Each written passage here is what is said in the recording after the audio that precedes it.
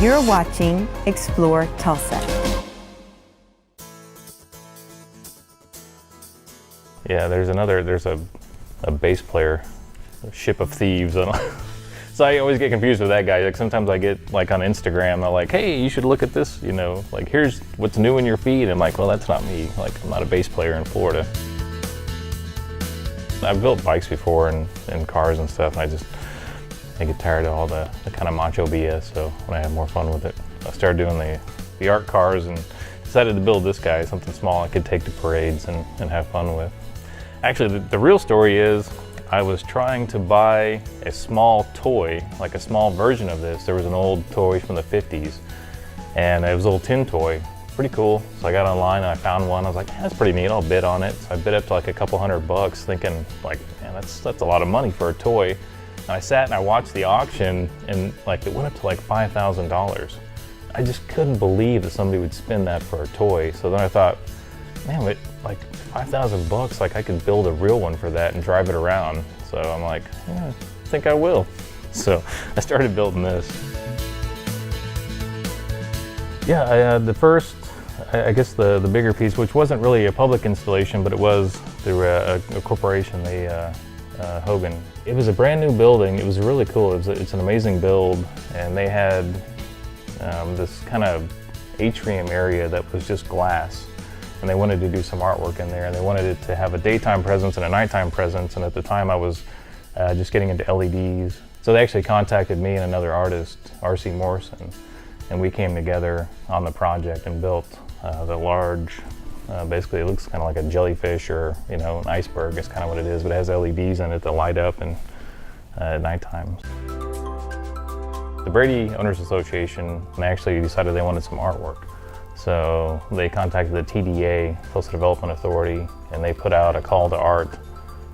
They wanted to kind of revitalize like this park that no one really knew about. So I applied for that and I got that. I won that commission, and that was just installed October 2017. So it's got interactive LED elements too. So it's got the daytime and the nighttime presence too. I sort of took that idea. I really kind of dug that idea that you can build a structure and you know, it'll have a presence in the daytime, but then at nighttime for people who are down there, it also has, like it comes alive and interacts with you, and you know, as you approach it, like it senses your movements and kind of changes and interacts with you. So it's kind of exciting. It was kind of fun to have that opportunity.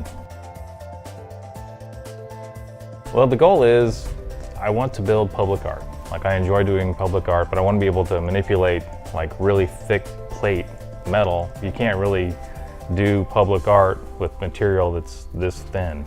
Like you have to make it people proof. But at the same time, like I want to be able to do the same kind of curves and the same sort of shapes. So I've got to figure out a way to basically take all of this tooling and supersize it to be able to do what I want to do for public art. So that was the motivation behind creating the Mega Press.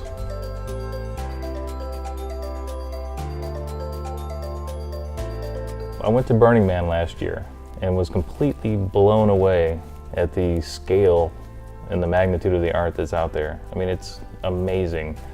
And I think I kind of, like I've done some festivals, like locally, I've done some music festivals, Easter Island Festival, which is what this piece went out to.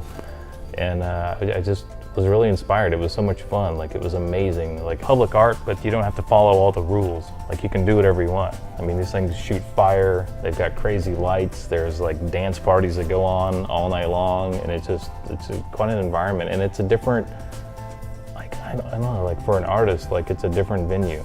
Like there's actually support for the arts. Like it seems like there's a little bit of shift, like as far as like artists being able to make money now. I mean, the public art, I like doing that. It's you know, it's very structured though. Like you have to make sure everything is safe for the public. It's got to be, you know, bulletproof. It's got to be, you know, you got to follow these rules. You know, you've got the playground rules. You don't want people to get hurt on your stuff. You know, then you've got Burning Man, which is, you want it to be safe, but at the same time you can do a lot more. You can get pretty crazy if you want to. I don't know, there's a lot of interesting changes, I think, for artists now. There's lots of different ways to make a living as an artist, and I'm just trying to pursue like all those different avenues and see what works out.